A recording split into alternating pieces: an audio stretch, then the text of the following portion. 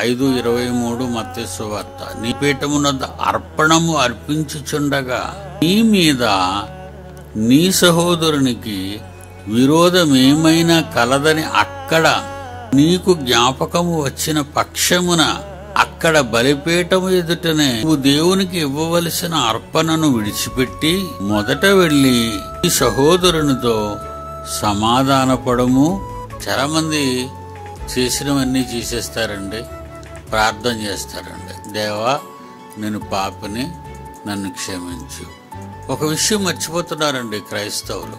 ఎవరి ఎడల పాపం చేశావో ముందు అతని దగ్గరికి వెళ్ళి క్షమాపణ కోరాలి. అక్కయ్య తప్పైపోయింది, నన్ను క్షమించు అని ఒప్పుకున్న తర్వాత సహోదరుడు ఆ సహోదరి సంతోషించిన తర్వాత వచ్చి అప్పుడు నీ తప్పు దేవుడి దగ్గర ఒప్పుకో, దేవుడు క్షమిస్తాడు.